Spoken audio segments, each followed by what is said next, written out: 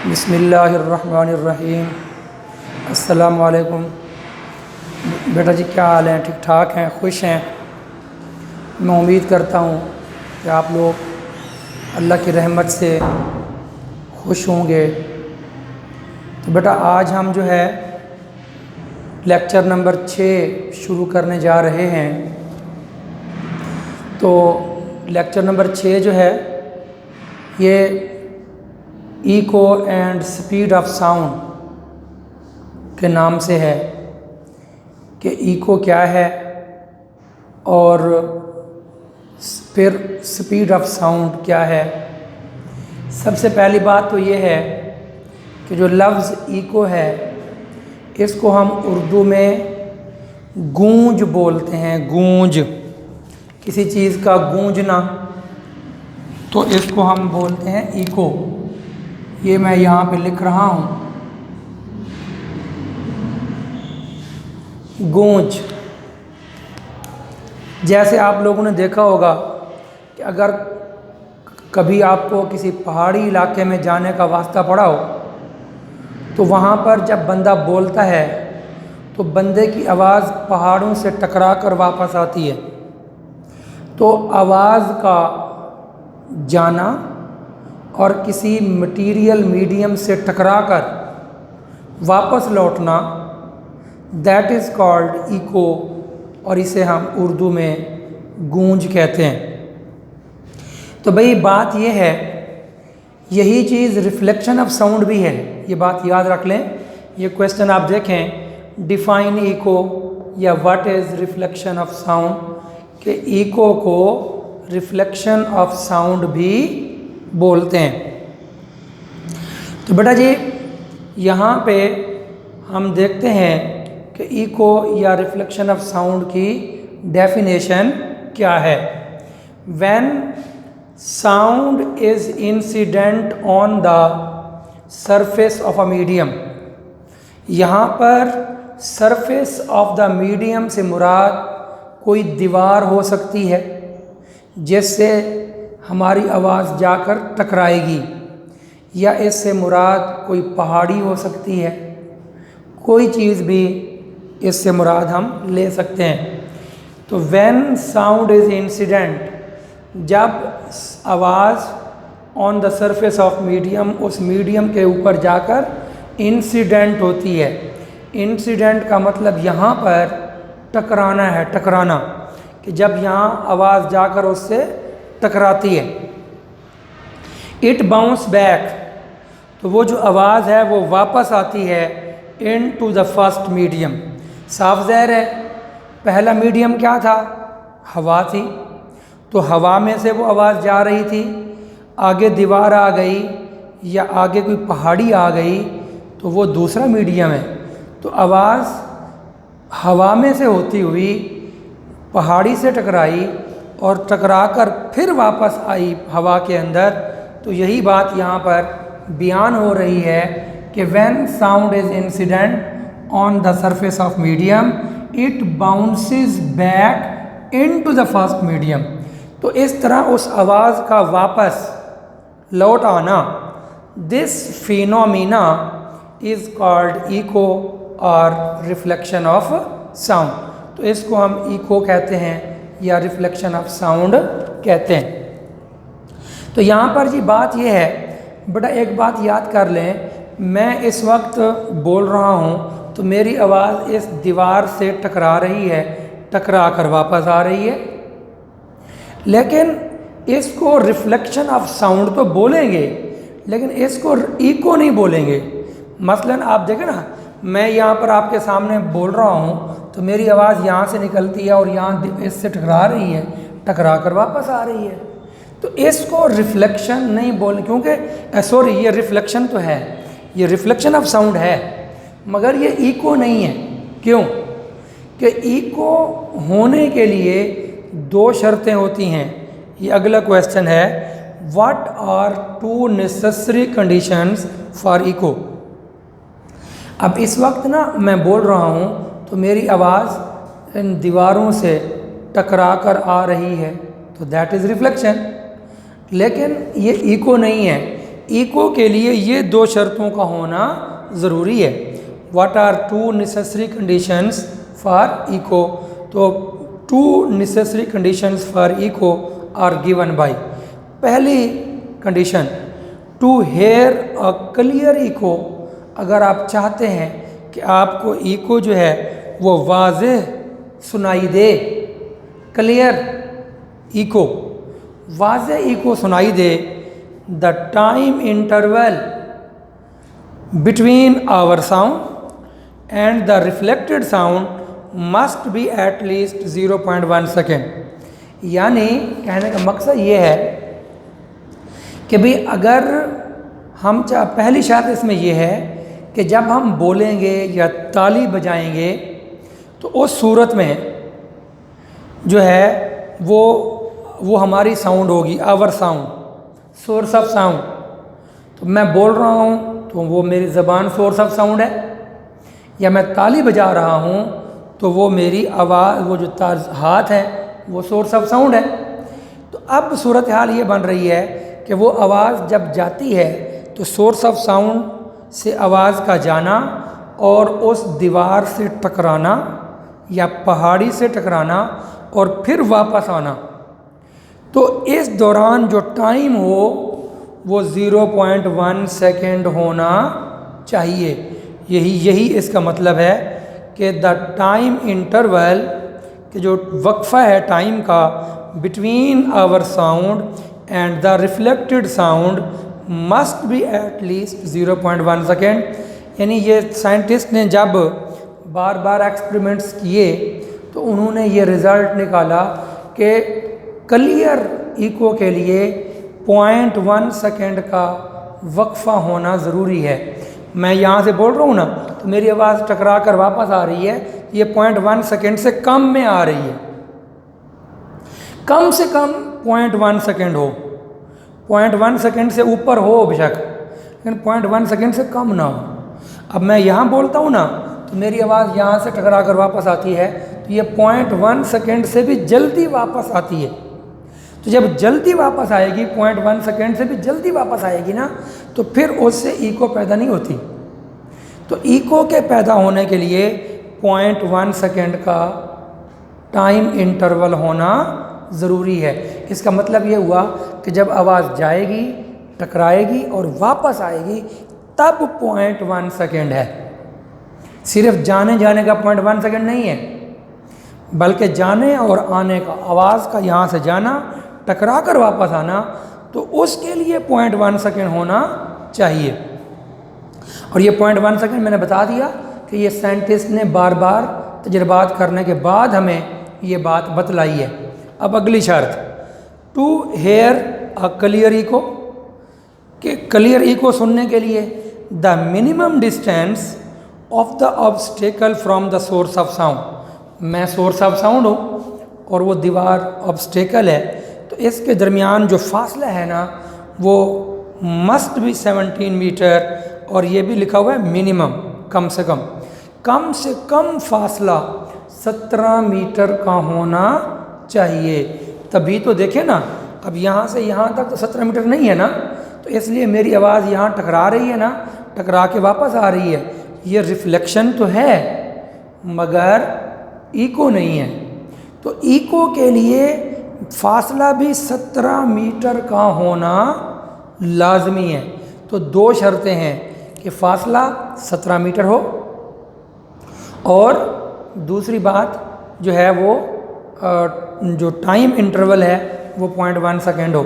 एक और बात भी आपको बतला दूं कि इंसानी आँख है या इंसानी कान है, इंसानी आँख जो चीज़ देखती है उस चीज़ का इमेज हमारे रेटिना के ऊपर 0.1 सेकेंड तक रहता है, और जो बात इंसानी कान सुनता है तो उसका असर हमारे दिमाग में 0.1 सेकेंड तक रहता है। यानी जो कुछ हम सुनते हैं ना तो उसका जो असर है, सेंसेशन ऑफ साउंड, आवाज़ का एहसास, वो 0.1 सेकेंड तक रहता है। तो ये बात भी आपके दिमाग में होनी चाहिए। बहरहाल कि जो चीज़ इंसानी आँख देखती है 0.1 सेकेंड तक, उसका इमेज, उस तस्वीर का एहसास दिमाग पे रहता है, और जो कान आवाज़ सुनता है उसका एहसास 0.1 सेकेंड हमारे जो है वो दिमाग में रहता है। इन बातों के बाद अब हम अगली बात ये 17 मीटर की तरफ आते हैं कि ये 17 मीटर का फासला हमारे पास कैसे आता है। 17 मीटर का आंसर ये है बेटा कि साइंटिस्ट ने जब बार बार तजर्बात किए तो मालूम ये हुआ कि at 0 degree centigrade the speed of sound जो है वो 331 मीटर पर सेकेंड है। एक सेकेंड के अंदर जो स्पीड ऑफ साउंड है वो 331 मीटर है एट 0 डिग्री सेंटीग्रेड, और एट 25 डिग्री सेंटीग्रेड जो है वो 346 होती है, और एट 100 डिग्री सेंटीग्रेड जो है वो 386 है। और ये सारा कुछ हवा में है, हवा के लिए ये वाली वैल्यूज़ दी हुई हैं। अब यहाँ पर सूरत हाल ये है, तमाम बच्चे गौर करेंगे, यहाँ पर बेटा जी सूरत हाल कुछ यूँ है कि जी अगर हम एट नॉर्मल टेम्परेचर लें तो नॉर्मल टेम्परेचर ये 25 है, फ़र्ज़ कर लें कि वो 20 हम ले लेते हैं, तो उसके लिए जो स्पीड है ना वो 340 मीटर पर सेकेंड ली जाती है बेटा। 340 तो होगी ना 25 के ऊपर, तो अगर हम 20 डिग्री सेंटीग्रेड की बात करें तो वहाँ तकरीबन ये स्पीड होती है, ये स्पीड होती है। तो वेलोसिटी बराबर है 0.340 मीटर पर सेकेंड। ये हमारे पास इसकी वेलोसिटी है। और जो टाइम है वो अभी अभी हमने देखा कि 0.1 सेकेंड होना चाहिए, जाने और आने का टाइम, कि आवाज़ जब जाती है टकरा कर वापस आती है, तो यही बात यहाँ लिखी हुई थी 0.1 सेकेंड। तो टाइम 0.1 सेकेंड हो। और 9th क्लास में आप लोगों ने ये फार्मूला पढ़ा हुआ है, v स्पीड बराबर है डिस्टेंस ओवर टाइम। तो यहाँ से डिस्टेंस जो है वो किसके बराबर होगा, स्पीड मल्टीप्लाई बाय टाइम। इसको यहाँ मल्टीप्लाई कर दिया तो स्पीड कितना आया 340, और टाइम कितना है 0.1 मीटर। तो डिस्टेंस जो है वो 34 मीटर आया। जब आप इसको हल करेंगे, मल्टीप्लाई करेंगे, तो आंसर विल बी 34 मीटर। ये 34 मीटर, क्योंकि ये टाइम मैंने बताया था कि ये टाइम जो है वो जाने और आने का टाइम है।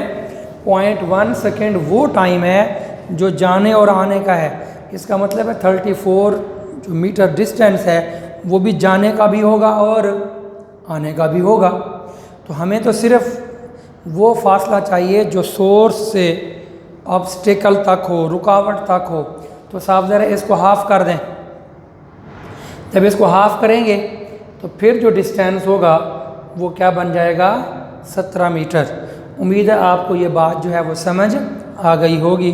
तो यहाँ पर ये दो कंडीशंस हैं कि डिस्टेंस शुड बी 17 मीटर और सेंसेशन शुड बी 0.1 सेकेंड। इन बातों के बाद एक छोटा सा क्वेश्चन है आपके अक्सर ये आ जाता है, इज़ देयर एनी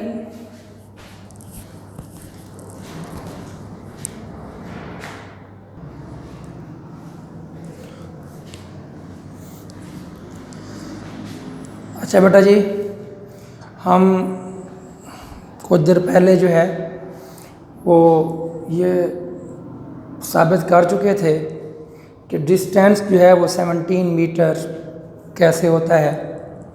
कि इस दौरान जो है वो लाइट चली गई और थोड़ी देर आपको वहाँ पर कोई 5-6 सेकेंड अंधेरे से वास्ता पड़ गया होगा। तो अब हम आगे कंटिन्यू करते हैं। तो हम बात ये कर रहे थे कि is there any difference between echo and reflection of sound, ये हमारा उससे अगला क्वेश्चन है कि हमने इको को तो डिस्कस कर लिया कि इको जो है वो क्या चीज़ है। तो अब वो पूछ रहा है, हमसे पूछ रहा है कि is there any difference between echo and reflection of sound, कि इको और रिफ्लेक्शन ऑफ साउंड में कोई डिफरेंस है या नहीं है। उम्मीद है आप जो है समझ चुके होंगे कि इन दोनों में बिल्कुल फ़र्क है, और फ़र्क यही है कि रिफ्लेक्शन तो हर मर्तबा होती है जब भी आवाज़ किसी मटीरियल मीडियम से टकराती है तो वापस आती है, रिफ्लेक्शन तो हो गई। तो हर रिफ्लेक्शन जो है वो इको नहीं होती, ठीक है, मगर हर इको जो है वो रिफ्लेक्शन ज़रूर होती है।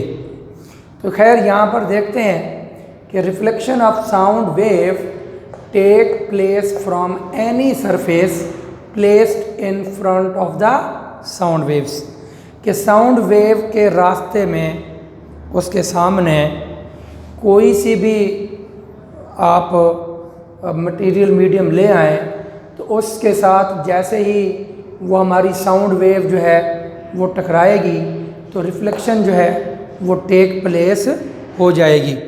फिर देखें reflection of sound wave take place, कि ये रिफ्लेक्शन का जो फिनोमिना है ये टेक प्लेस होगा from any placed in front of the sound wave. Sound wave के सामने कोई भी जो है वो सरफेस आ गई तो आवाज़ उससे टकराएगी, तो टकरा कर वापस आएगी, तो रिफ्लेक्शन तो हो जाएगी। मगर while eco of sound can be observe only when, तो जो इको का फिनोमिना है ये हर रिफ्लेक्शन से नहीं होता, ख़ास तरह की रिफ्लेक्शन से होता है, और वो उसमें ये दो शर्तें पाई जाएं, when the time interval between our sound and reflected sound must be at least 0.1 second. ये वही पॉइंट है जो पीछे वहाँ मौजूद था। The minimum distance of the obstacle from the source must be 17 metre, तो जो कम से कम फासला है ये भी 17 मीटर होना चाहिए। कहने का मकसद ये है कि ये वाला क्वेश्चन हो यानी ये वाला नेसेसरी कंडीशन वाला या ये वाला क्वेश्चन हो, दोनों बात एक ही है। उसके बाद जो है हमारे पास अगला क्वेश्चन है, हमने ये देख लिया कि show by an activity that angle of incidence is equal to the angle of reflection of sound, angle of reflection of sound के इक्वल होता है।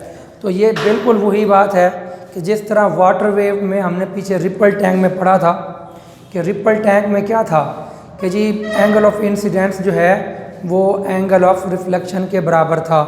हमने लाइट में भी पढ़ा था कि रोशनी के अंदर एंगल ऑफ इंसिडेंस जो है वो एंगल ऑफ रिफ्लेक्शन के बराबर होता है।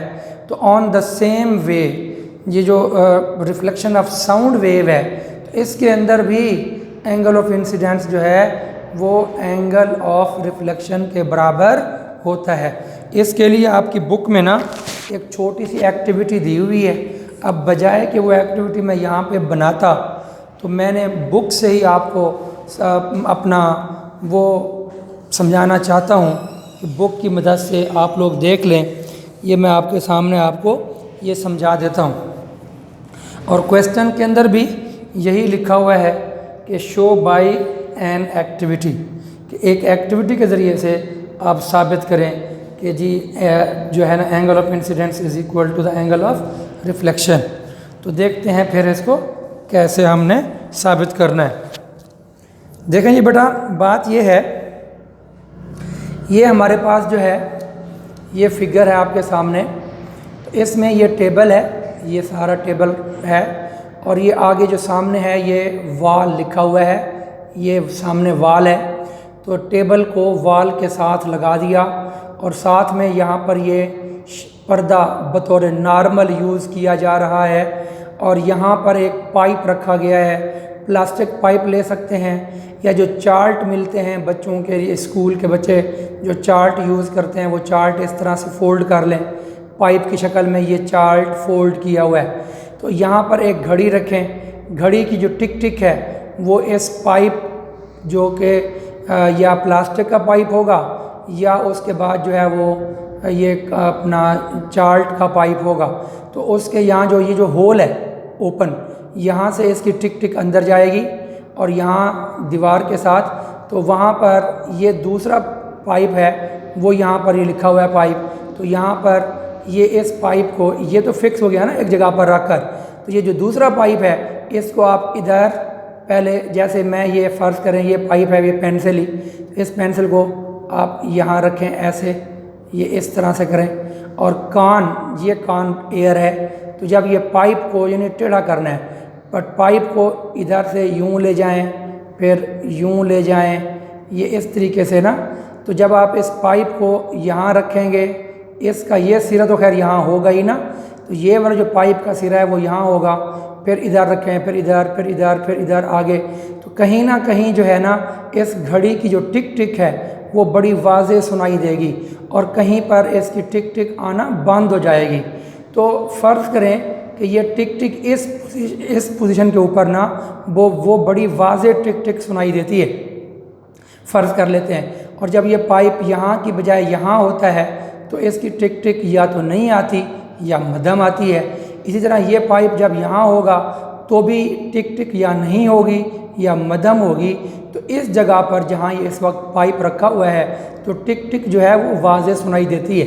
तो अब चूँकि यहाँ जो टिक टिक है वो यही वाली आवाज़ है जो कि इस दीवार से टकरा कर इस पाइप के ज़रिए से आ रही है, और वाज़ेह भी इसी जगह पर आ रही है, यहाँ भी वाज़ेह नहीं है, यहाँ भी वाज़ेह नहीं है, तो फिर आप क्या करें कि इस पाइप की जगह पर लाइन लगाएं, डॉटेड लाइन लगी हुई है, यहाँ भी डॉटेड लाइन लगी हुई है और इस जगह पर भी डॉटेड लाइन, फिर ये दोनों जो एंगल हैं, ये एंगल ऑफ रिफ्लेक्शन R और ये दूसरा एंगल ऑफ इंसिडेंस I, इन दोनों एंगल की पैमाइश करें तो ये साबित होगा कि ये दोनों एंगल जो हैं वो आपस में क्या होते हैं बेटा, बराबर होते हैं। यही चीज़ अब यहाँ पर हम इसको डिस्कस करते हैं कि take two identical plastic pipes of suitable length as shown, we can make these pipe using chart paper, chart paper से भी बन सकते हैं। Arrange the pipes on a table near a wall, दीवार के साथ उसको अरेंज कर दें।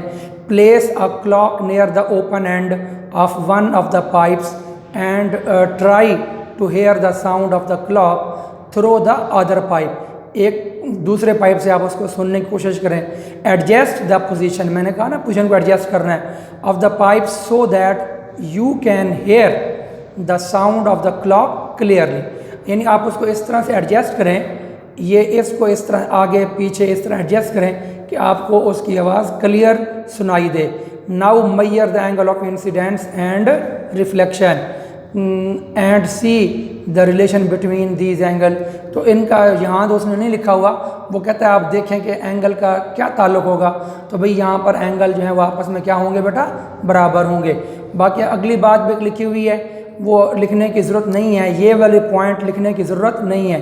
Lift the pipe on the right vertically to small height, इस पाइप को उठा लें, ऐसे ऊपर उठा लें वर्टिकली, तो एंड ऑब्जर्व दैट हैपन, तो भी आवाज़ सुनाई नहीं देगी, बस यही होगा, लेकिन वो हमारे क्वेश्चन का हिस्सा नहीं है। उम्मीद काफ़ी है आपको ये जो क्वेश्चन था, एक छोटी सी एक्टिविटी थी, उसकी मदद से जो है वो बात क्लियर हो गई। ठीक है,